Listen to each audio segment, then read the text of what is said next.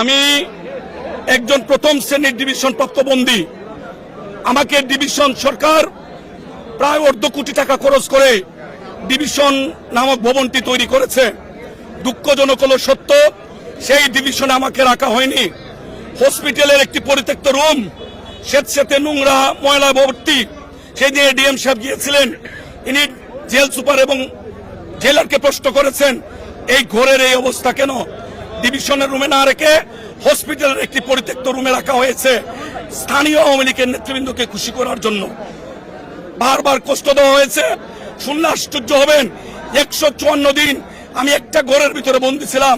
জেলখানায় অন্য বন্দীরা হাঁটা চড়ার সুযোগ পেয়েছে, কিন্তু আমাকে সেই সুযোগ দেওয়া হয় নাই। তারা ভেবেছিল কষ্ট দিলেই আমি বিএনপি রাজনীতি থেকে সরে যাব বা সরকারের কাছে মাথা নত করব। আল্লাহ ছাড়া কারো কাছে মাথা নত করার ইতিহাস জিকে গৌসের নাই। ধন্যবাদ। বাংলাদেশের মানুষকে অনুরোধ করব, যেভাবে আপনারা ভোট বর্জনের মধ্য দিয়ে প্রমাণ করেছেন এই সরকার ক্ষমতায় থাকার কোন অধিকার নেই, আসুন আমরা তারেক রহমানের নেতৃত্বে যে নিয়মতান্ত্রিক আন্দোলন শুরু হয়েছে সেই আন্দোলনে আমরা স্বতঃস্ফূর্তভাবে অংশগ্রহণের মধ্য দিয়ে আমাদের দেশের গণতন্ত্র আমরা ফিরিয়ে আনবো। 111-এর সময় যারা ক্ষমতাবান ছিল আজকে তাদের ক্ষমতা গেল কোথায়? 111-এর ক্ষমতার অপব্যবহারকারীরা আজকে টিকে নাই, তাদের পরিবারের শান্তি নাই, নিজের শরীরে শান্তি নাই, পরিবারের সদস্যরা তাদের পাপের কারণে আজকে কঠিন রোগের মুখোমুখি হয়েছেন। দরারে সরা মনে করছেন, খেয়াল রাখবেন সবার ফাঁকি দেওয়া যায় কিন্তু আল্লাহর চোখ ফাঁকি দেওয়া যায় না।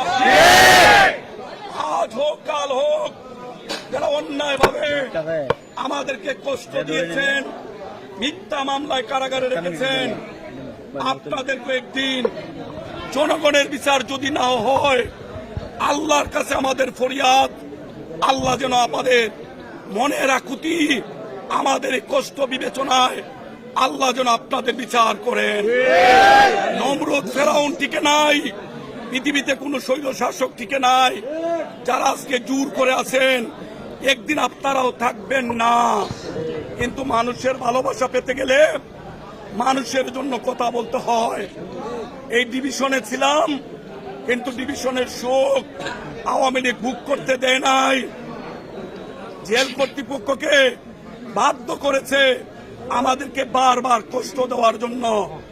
আমরা যারা জেলে ছিলাম, আপনারা যারা বাইরে ছিলেন, আপনাদের চেয়ে বেশি কষ্ট জেলখানায় আমাদেরকে দেওয়া হয়েছে।